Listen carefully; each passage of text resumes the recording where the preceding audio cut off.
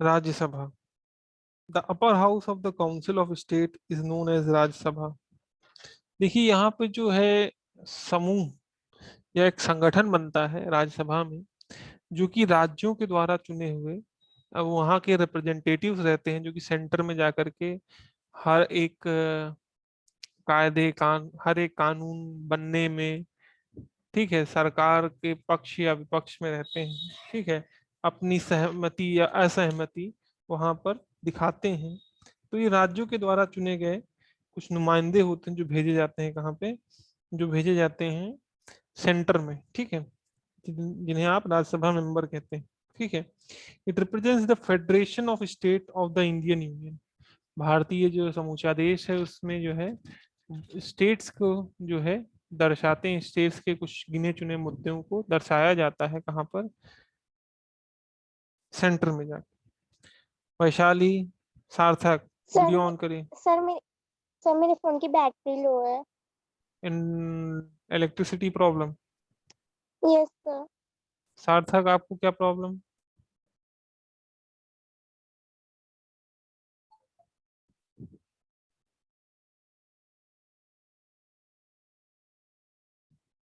चलिए कंपोजिशन की बात करें। सार्थक, आपको आवाज नहीं आ रही, पूछ रहे हैं आपकी कॉपी सबमिट हो गई? यस सर, हो गई। अच्छा, वीडियो में क्या प्रॉब्लम है?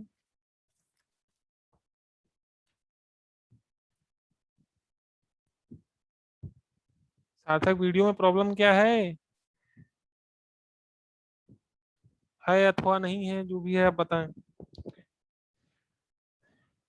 देखिए इसमें जो है आपको 17 अलग अलग लिंक्स भेजी गई हैं। Vaishali, hello, yes sir. Video देखा था आपने? Yes sir. क्या समझ में आया आपको? Yes sir. ठीक है, वीडियो लिंक जो भेजी गई है उसमें फिजिक्स भी है, केमिस्ट्री भी है, बायो है। उसमें दो दो चैप्टर लगभग सभी के कवर अप किए गए हैं। उनको आप देखिए।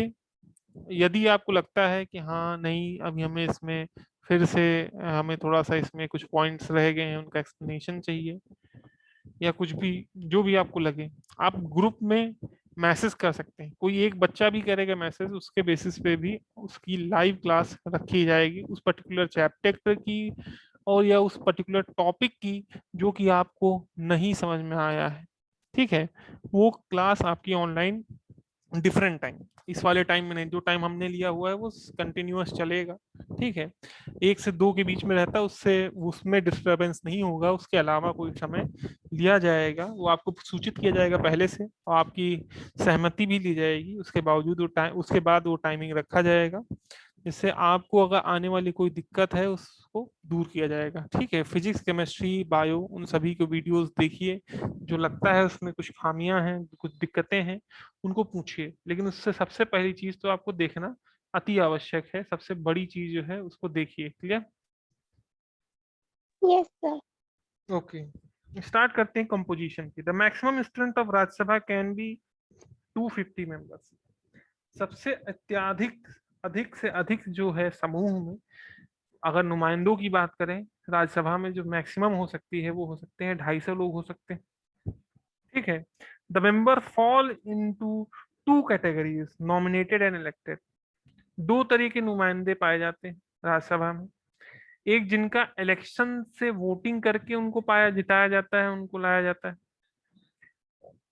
ठीक है, जो कि क्या है, कहाँ के कौन इलेक्ट करता है उनको, ठीक है, वो इलेक्ट करते हैं आपके एमएलए, ठीक है, मेंबर ऑफ लेजिस्लेटिव असेंबली, या हम कहें कि आपकी विधानसभा में जो यहाँ से राज्यों में चुनाव होता है, वो विधानसभा में जो मेंबर इलेक्ट होते हैं जा करके, उन्हीं वही आप आपस में मेंबर्स को, एक लिमिटेड सीट होती है उसमें वोटिंग होती है, उसके बिहाफ पर के जाके चयन होता है किसका, एक आप कहें हम राज्यसभा मेंबर का, ठीक है। और बाकी जो है नॉमिनेटेड होते हैं किसके द्वारा, राष्ट्रपति महामहिम के द्वारा जो है उनको नॉमिनेट किया जाता है। नॉमिनेट करने का काम महामहिम करते हैं, और वो सलाह किसकी सलाह पे होता है, वो सलाह पे होता है आपके हम कहें तो एक तरह से प्रधानमंत्री और गृह मंत्री उनके सबके सलाह पे ये डिसीजन होता है कि हाँ कौन जा करके नॉमिनेट किया जाएगा, कहाँ पे राज्यसभा का मेंबर नियुक्त किया जाएगा। ठीक है, nominated members, they are nominated by the president from among the special knowledge or partial experience, practical experience in matters such as literature, science, art and social services. The nominated member are 12 in numbers. ठीक है, जो nominated members होते हैं उनका चयन करने का काम राष्ट्रपति करते हैं, जो कि कहाँ से होते हैं, जो कि अपने पर्टिकुलर स्पेसिफिक फील्ड में 12 ऐसे लोगों को चयन होता है जो कि लिटरेचर में, आर्ट में, साइंस में, सोशल सर्विसेज में, इन सभी में निपुण होते हैं या उनकी एक विशेष उपाधि की वजह से, विशेष कार्यों की वजह से उनकी नियुक्ति होती है किसके द्वारा, राष्ट्रपति के द्वारा। The principle of nomination is aimed at the having distinguished person in the upper chamber.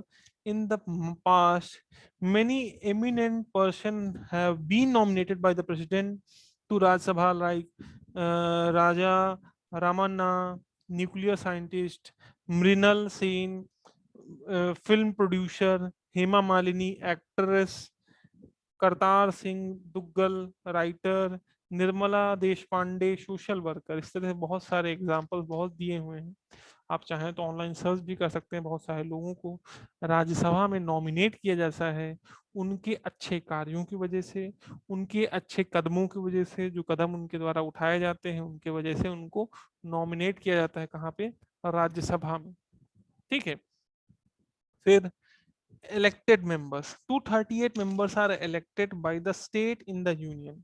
ठीक है, केंद्र के लिए राज्यों के द्वारा चयनित कुछ मेंबर्स भेजे जाते हैं। ठीक है, the allocation of would be undemocratic, इसमें लोकतांत्रिक प्रक्रिया नहीं अपनाई जाती, क्योंकि इसमें डायरेक्टली लोग इलेक्शन में वोट नहीं कर रहे हैं, इसमें मेंबर्स जाके उनको वोट कर रहे हैं। तो seats are allotted to the state and the union territories on the basis of their population. इसमें सीट जो है उसका अलॉटिंग कैसे होता है, कैसे कितने नंबर्स ऑफ मेंबर वहां से उस स्टेट से जाएंगे, उस राज्य से जाएंगे, वो अलॉटमेंट होता है किसके बेसिस पे, जनसंख्या के आधार पर। दस Uttar Pradesh is represented in the Rajya Sabha by 31 member, इसीलिए सबसे ज्यादा मेंबर कहाँ से आते हैं, राज्यसभा में उत्तर प्रदेश से आते हैं 31 मेंबर, पंजाब में सिर्फ 7 हैं, गोवा, मणिपुर, मेघालय, मिजोरम में 1 हैं, और union territory send only 4 member, Delhi 3 और पुडुचेरी 1। ठीक है, यूनियन टेरिटरी 7 है, उसमें सिर्फ 4 ही लोग आते हैं, एक दिल्ली से 3 लोग आते हैं और पुडुचेरी से 1 लोग, एक रिप्रेजेंटेटिव कहा जाता है यूनियन, केंद्र सरकार में जाकर अपने रिप्रेजेंटेशन देता है। The representative of each state in the Rajya Sabha are elected by the elected members of the legislative assembly of each state in accordance with the system of proportion representation by mean of single transferable vote.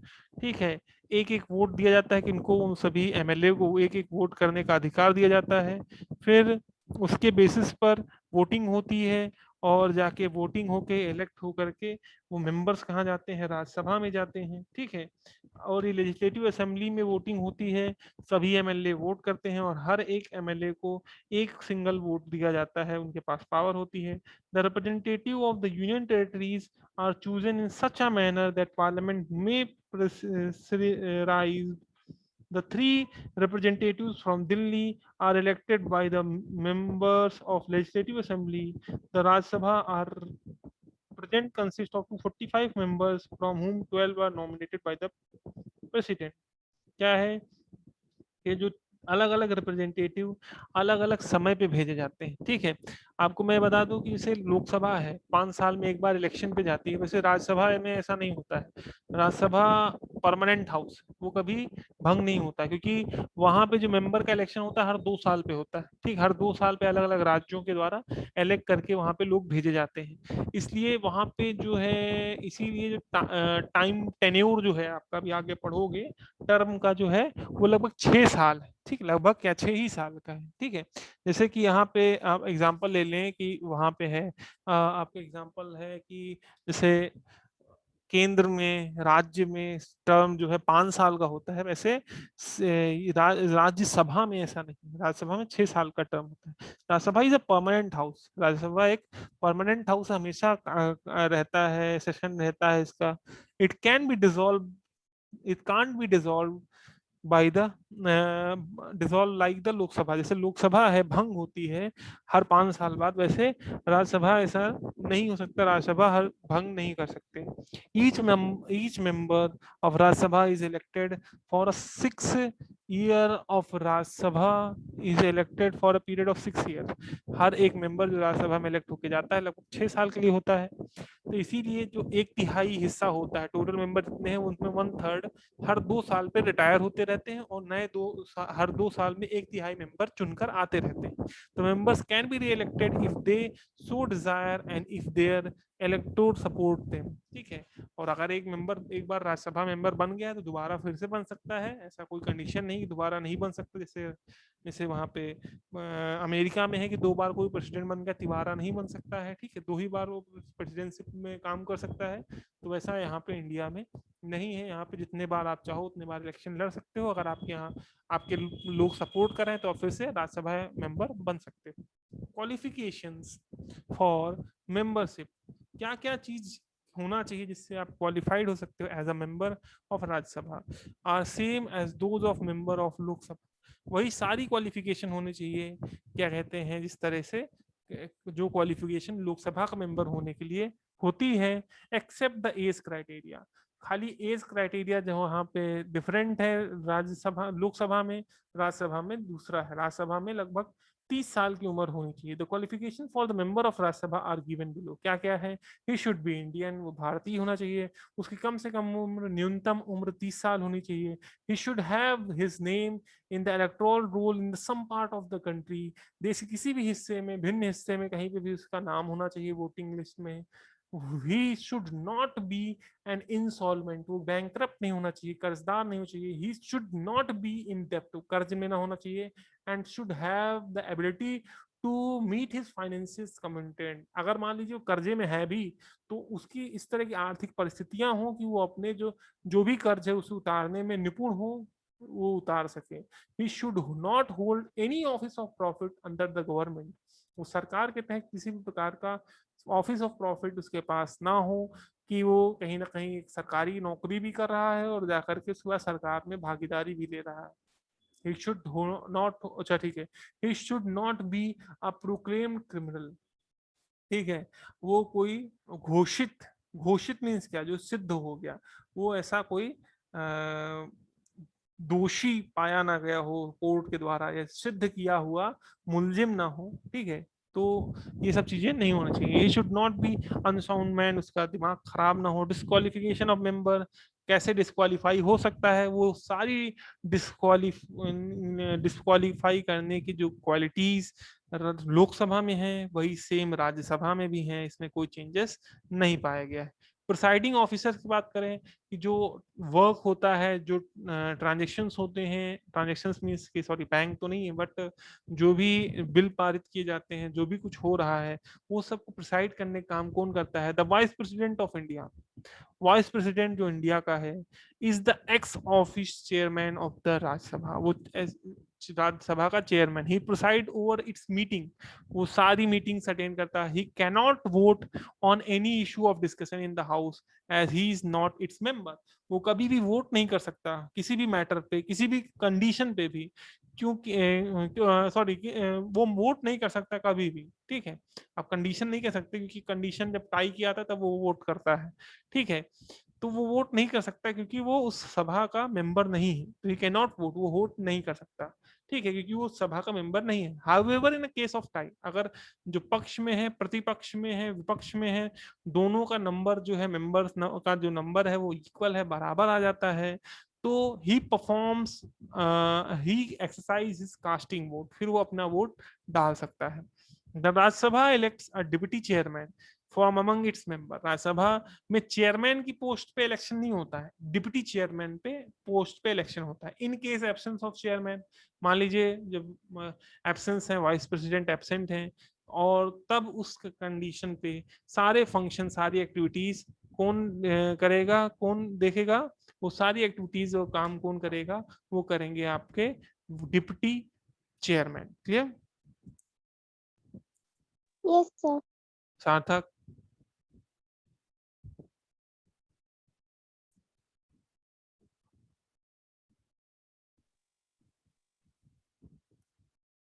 सार्थक? Yes, sir. Okay. फिर power and function of Rajya Sabha and Lok Sabha. Lok Sabha और राज्यसभा के function क्या हैं, क्या power है, कैसे वो काम कर रहे हैं, आइए उसको देखते हैं। The parliament of India comprises the president, the Lok Sabha and the Rajya Sabha. अगर हम पार्लियामेंट में बात करें तो क्या क्या उसके तहत आता है, हमारा महामहिम प्रेसिडेंट आते हैं, लोकसभा आती है, राज्यसभा आती है।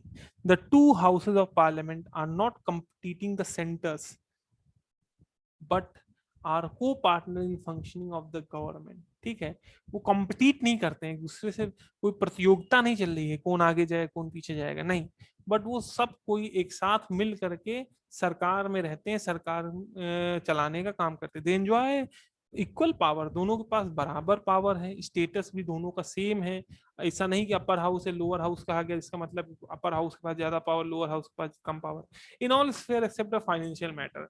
जब आर्थिक मुद्दों की बात आती है उस समय जो है पावर किसकी, उस समय जो पावर है लोकसभा की बढ़ जाती है। ठीक है, उस समय जो पावर है लोकसभा की बढ़ जाती है as comparison to the Rajya Sabha. Clear? Yes, sir. फिर क्या है कि in financial matter and in terms of responsibility of council of ministers, और जो काउंसिल ऑफ मिनिस्टर हैं अगर कहें उनकी जवाबदेही है, which exclusively in the domain of Lok Sabha. ये फाइनेंशियल मैटर पे और जो जिम्मेदारी है जवाबदेही है वो सब जो मिनिस्टर्स की और जो है फाइनेंशियल जो बिल्स होते हैं उन सब का पे पावर लोकसभा के पास ज्यादा हो जाती है।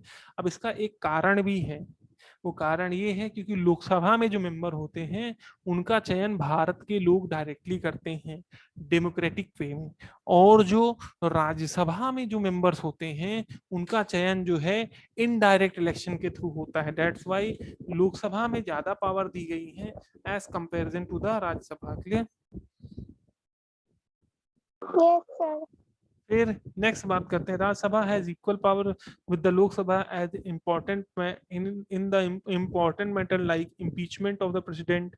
अब जैसे कुछ जैसे मैटर ऐसे हैं जो कि बहुत महत्वपूर्ण है, मान लो जैसे प्रेसिडेंट को हटाना हो, वाइस प्रेसिडेंट को हटाना हो, या फिर संवैधानिक संशोधन करना हो, जज को हटाना हो सुप्रीम कोर्ट के, या फिर हाई कोर्ट के जज को हटाना है, या फिर कोई ऑर्डिनेंस लाना है, बिल पारित करना है, ठीक है, आपदा घोषित करना है, ठीक है, कहीं ना कहीं कॉन्स्टिट्यूशनल मशीनरी काम नहीं कर पा रही उसमें काम करना है, उसमें चेंजेस करना है, ठीक है, तो उस समय पर इन दोनों हाउसेस ऑफ पार्लियामेंट के पास पावर सिमिलर रहती है। In case of disagreement between the two houses a joint sitting of the two houses is convened where the matter are decided by the majority vote. अगर कभी ऐसा होता है कि इन दोनों के बीच में विवाद है और कहीं ना कहीं सही फैसला नहीं आ पा रहा है, तो एक मिल करके एक बैठक होती है राज्यसभा और लोकसभा के बीच में, वहां पे किसी प्रकार का मैटर डिसाइड होता है, कोई फैसला लिया जाता है, उस फैसले को पारित करके लागू किया जाता है। क्लियर? Yes, sir. अब लेजिस्लेटिव पावर की बात करें तो आइए देखते हैं लेजिस्लेटिव पावर क्या है, आइए समझते हैं और देखते हैं। Clear? Yes, sir.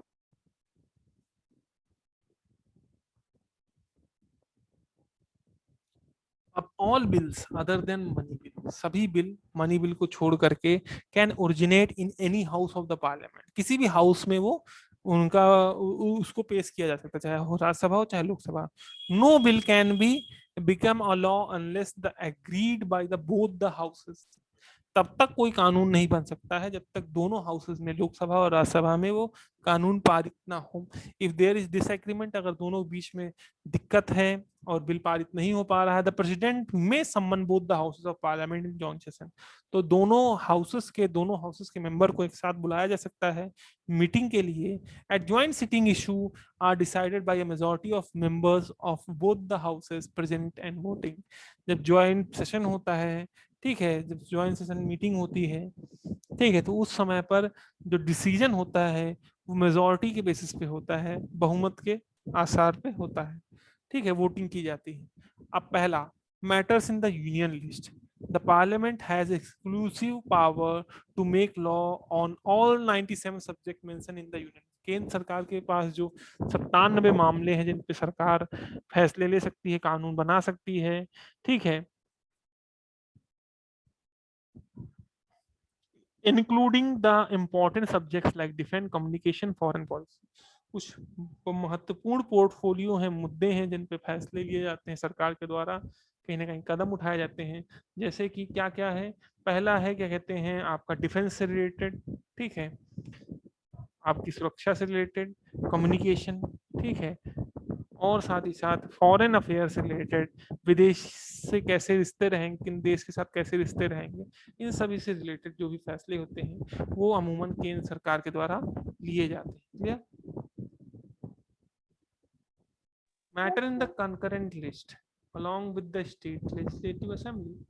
Concurrent list में जो दोनों में आते हैं, चाहे वो मींस स्टेट भी उस पर फैसले बना सकता है, कानून बना सकता है, और सेंट्रल भी, ठीक है। Parliament can make the law on the 47 subjects in the concurrent list। Parliament 47 मुद्दों पर कानून बना सकता है जो concurrent list में है। If there is a conflict between Union Parliament and state legislative on any law in this list, the Union law will be prevail। अगर मान लीजिए कभी विवाद होता है किसके बीच में, राज्य और केंद्र सरकार के बीच में, किसी कानून को लेकर के जो कंकरेंट लिस्ट में लिखा हुआ है, तो उसमें ज्यादा इंपॉर्टेंस दी जाती है केंद्र के कानून को, उसके कानून को बहाल किया जाता है। Clear? Yes, sir. Residuary powers, the parliament possesses residuary powers. It means it can make law with respect to all those such matter which are not mentioned in any of the three list। Parliament के पास अधिकार है इन तीनों list में, जो चाहे concurrent list, union list, state list, जिनमें तीनों list में जो भी मुद्दे नहीं लिखे हैं उनके ऊपर कानून बनाने का अधिकार है हमारी केंद्र सरकार के पास, हमारे पार्लियामेंट के पास, ठीक है। Matter in the state list, the parliament can legislate even on the subjects including the state list during the proclamation of energy emergency। किस समय या किस दौरान जो है, जो स्टेट लिस्ट में जो नियम लिखे हुए, कहा ये स्टेट लिस्ट है, इसके इसके ये मुद्दे हैं, ये कानून है जिसमें फैसले लिए जा सकते हैं कहीं ना कहीं केंद्र सरकार, सॉरी, राज्य सरकार के द्वारा, तो वो राज्य सरकार के बजाय केंद्र सरकार भी उन पे फैसले बना सकती है। कब कब? During the proclamation of emergency, जब किसान आर्थिक, ठीक है, या फिर किसी प्रकार का आपदा चल रही है, इमरजेंसी लगी हुई है, तो उस समय वेट नहीं किया जाएगा कि हाँ एटलीस्ट स्टेट आए तब जाके फैसला उस पर लिया जाएगा, कानून बनेगा, नहीं, उस पर डायरेक्टली केंद्र सरकार कानून बना सकती है। when the Rajya Sabha passes a resolution by a 2/3 majority that a subject in the state list has assumed national importance, ठीक है, तो अगर मान लीजिए राज्यसभा कोई बिल पारित करती है 2/3 मेजोरिटी के साथ, बहुमत के साथ, और तब राज्यसभा स्टेट लिस्ट का ही वो मैटर है, लेकिन उसको ये मान लिया जाता है कि वो इम्पोर्टेंट है नेशन के लिए, देश के लिए, तो उसको कहीं ना कहीं सुप्रियोरिटी किसको मिल जाती है, प्रायर, मतलब किसको ज्यादा फायदा मिलता है, कहीं ना कहीं सेंट्रल गवर्नमेंट को या केंद्र सरकार को ज्यादा फायदा मिलता है। Clear?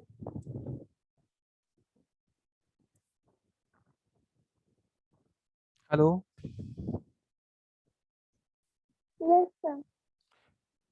When two or more states are of the opinion that the parliament should legislate on the subject given in the state list, जब दो या दो से अधिक लिस्ट हैं, ऐसे राज्य हैं जो चाहते हैं कि पार्लियामेंट उनमें कानून बनाए जिसमें, जो कि इसमें स्टेट लिस्ट में दिए हैं, तो द पार्लियामेंट में act on it on the subject, but that would be applicable only on the consenting states. लेकिन पार्लियामेंट उसमें काम कर सकती है, लेकिन वो लागू उन्हीं राज्यों पे होगा जो राज्य चाहते थे कि केंद्र उन पे कानून बनाए। ऑर्डिनेंस की बात करें, the president is empowered to promulgate an ordinance at a time when the parliament is not in session। Ordinance क्या है? जैसे आजकल के दौरान जो है पार्लियामेंट सेशन में नहीं है, तो कोई भी फैसला लेना होता है विधेयक के द्वारा, डायरेक्टली प्रेसिडेंट उसको पास करता है, उसके द्वारा डायरेक्टली क्या कहते हैं उसको, जो है कानून बना दिया जाता है, ठीक है। तो अब जो है कहीं ना कहीं उसको कानून डायरेक्टली बना दिया जा रहा है, डायरेक्टली कानून के बनने का मौका दिया जा रहा है तब जब क्या है कि दोनों हाउसेस, या हम कहें सॉरी दोनों हाउसेस, राज्यसभा लोकसभा दोनों सेशन नहीं, मीटिंग नहीं चल रही है, तो उस समय पर ऑर्डिनेंस के थ्रू कई फैसले केंद्र सरकार ले सकती है। It has the same effect as an act, वो कानून के रूप में ही माना जाएगा। जैसे कि बिल पारित करके कानून बनता है, वैसे प्रेसिडेंट के द्वारा पास किया ऑर्डिनेंस भी कानून के रूप में माना जाएगा। All ordinance must be put up before the both the houses for their approval. Ordinance keys to operate after 6 weeks from the reassembly of the parliament unless they are approved by the houses. क्या है कि उनको जैसे ही कानून बनाया गया, भाई उस समय इमरजेंसी थी, जरूरत थी हमें कानून की, उस समय पे हाउस पार्लियामेंट हाउस नहीं था, तो इस वजह से हमें जरूरी था कानून बनाना। लेकिन with in the period of 6 weeks जैसे ही हमारा पार्लियामेंट फिर से सेशन में आया, उसको फिर से हमें बिल पारित कराना पड़ेगा, कहाँ पे, दोनों सभाओं में, राज्यसभा और लोकसभा में। पावर्स ड्यूरिंग द इमरजेंसी, क्या ताकत रहती है इमरजेंसी के समय पर राज्यसभा में? When there is a total breakdown of the constitutional machinery in the state, अगर किसी राज्य में जो वहाँ की संवैधानिक ढांचाएं हैं सही तरीके से काम नहीं कर पाए, टूट गई हैं, state of emergency is declared in the state, तो स्टेट में आपदा, ठीक है, इमरजेंसी घोषित की जाती है, ठीक है, इसके द्वारा, सेंटर के द्वारा। During this period of emergency, emergency के दौरान the parliament becomes the legislature in the state concerned and assume all the power, तो सारी शक्तियां राज्य की छीन करके किसके पास चली जाती हैं? केंद्र के पास, ठीक है, including the financial powers of the passing of the state budget, यहाँ तक कि जो वित्तीय बजट पास किया जाता है राज्यों के द्वारा, वो भी सब कुछ किसके पास चला जाएगा? केंद्र के पास चला जाएगा, क्योंकि वहां पे इमरजेंसी घोषित हो चुकी है। अब आगे बात करें अगर हम, next that is financial power, ठीक है, फाइनेंशियल पावर ही लास्ट है, उसके बाद जुडिशियल पावर से हम आगे कंटिन्यू करेंगे, ठीक है। Financial power, a money bill can originate in the Lok Sabha after a money bill is passed in the Lok Sabha, एक मनी बिल है उसको लोकसभा में ओरिजिनेट कर सकते हैं, जैसे ही वो बिल पास करता है लोकसभा में, it can be sent to Rajya Sabha for its recommendation, Rajya Sabha उसे भेजा जाता है, लेकिन रिकमेंडेशन के लिए यहाँ कुछ परिवर्तन आप चाहते हैं तो उसे रिकमेंड कर दीजिए, which it must make with in 14 days, लेकिन 14 दिनों के अंदर वो रिकमेंडेशन कर देने। इन financial matter the Rajya Sabha has only an advisory, जब आर्थिक या वित्तीय बिल होता है पारित, तो उस समय पर जो राज्यसभा सिर्फ मुखदर्शिक होता है, कुछ कर नहीं सकता, क्योंकि उसके पास सिर्फ एडवाइस करना, सलाह देने का ही सिर्फ काम है, उसमें कुछ उसका काम और अलग नहीं हो सकता। बजट की बात करें, the parliament passes the union budget containing the estimate of receipts of the expenditure of government for a financial year. The budget is presented in two parts, namely the railway budget and the general budget. देखिए दो तरह के budget होते हैं, rail budget है, आम budget है, ठीक है। उसमें बजट में उस गवर्नमेंट के जो पैसे फंड्स कहाँ से आ रहे हैं, कितना आ रहा है, उसके बारे में सब कुछ लेखा जोखा रहता है। साथ ही साथ ये भी रहता है कहाँ पे वो कैसे खर्च किए जाएंगे 5 सालों में, सॉरी आने वाली 1 साल में कैसे उसे खर्च किया जाएगा, कैसे अलग अलग योजनाओं में पैसे खर्च किए जाएंगे, उन सब के बारे में डिस्कशन होता है। Supplementary grant, if the amount of authorised to the current financial year is not sufficient, the government may make a fresh demand known as supplementary grant. अगर मान लीजिए सब पैसे जो ट्रांसफर किए गए, मान लीजिए आप एग्जांपल ले दिए, बना कह दिया गया रेल कोच फैक्ट्री बनाओ, ठीक है, लाखों करोड़ रुपए दे दिए गए, बन रहा है, पैसे की कमी आ जाती, तो क्या सरकार काम रोक देगी? नहीं, उस समय पर सप्लीमेंट्री ग्रांट, फिर से अलग से जो है बिल पारित करके सरकार पैसे देगी किसको? उस पर्टिकुलर काम को कराने के लिए। Vote on account, in the union budget is not passed before the beginning of the new financial year April 1, there would be no more money for the executive to expend. There is therefore a device known as vote on account, which authorizes the executive to draw fund from the consolidated fund until the budget is passed by the parliament. मान लीजिए जैसे क्या है कि अभी किसी आपदा की वजह से, किसी कारण से बिल पारित नहीं हो पा रहा है, ठीक, किसी वजह से बिल पारित नहीं किया जा सकता है, कोई दिक्कत चल रही है, मीटिंग नहीं है, सेशन नहीं है, कुछ भी है, बिल पारित नहीं किया जा सकता, ठीक है, तो उस समय पे क्या होगा भाई? अगर मान लीजिए आपके रेलवे में काम करने वाले जो जितने नुमाइंदे हैं, उनकी सैलरी उसी से आती है, उसी बजट, जब फाइनेंशियल बजट पारित होता है, पैसे आते हैं, तभी तो जाके सैलरी मिलती है। सारा कुछ तो जो सर्कल घूमता है, वो पैसे जो घूम रहे हैं, जो सरकार से वो बिल पारित होंगे, तभी तो लोगों के पास पैसे आएंगे, ठीक है। तो उस कंडीशन में उस समय पे क्या होगा, उस समय पे ये होगा कि जो कंसोलिडेटेड फंड होता है, ठीक है, एक फंड रखा जाता है अलग से इन केस ऑफ इमरजेंसी, उसका इस्तेमाल जो एग्जीक्यूटिव पावर करेंगे, ठीक है, वो इसका इस्तेमाल करेंगे और जो है उन फंड्स को निकाल करके पैसे खर्च करेंगे। तब तक करेंगे जब तक बिल पारित, बजट पारित नहीं हो जाता। सैलरी की बात करें, सैलरी एंड अलाउंस और the MPs ministers are determined by the parliament. Salary MP की कितनी रहेगी, पार्लियामेंट के जो मिनिस्टर्स हैं उनकी कितनी रहेगी, वो सब पार्लियामेंट खुद डिसाइड करता है। Permission for taxes, no tax can be imposed or money spent by the government without approval of the parliament। किसी प्रकार का टैक्स या किसी प्रकार के पैसे का खर्च नहीं हो सकता जब तक पार्लियामेंट उसको अप्रूव ना करे। In the matter of finance the Lok Sabha enjoys the more power than the Rajya Sabha. अगर आर्थिक मामलों में बात करें तो ज्यादा ताकत किसके पास है, लोकसभा के पास कंपेरिजन टू द राज्यसभा।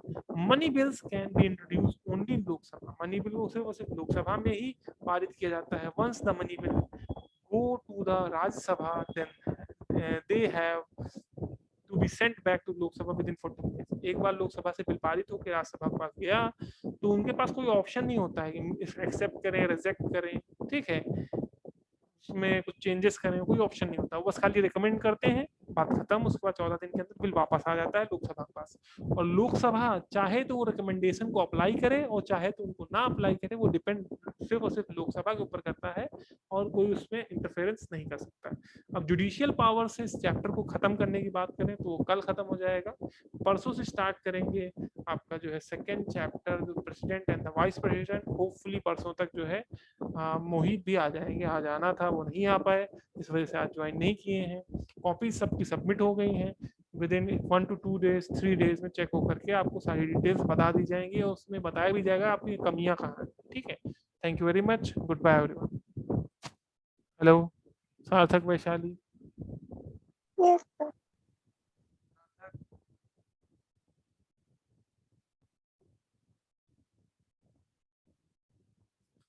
सार्थक, सार्थक, हेलो। Yes, sir. या कोई डाउट है Sarthak, Vaishali? No, sir. No, sir. Okay, good bye everyone.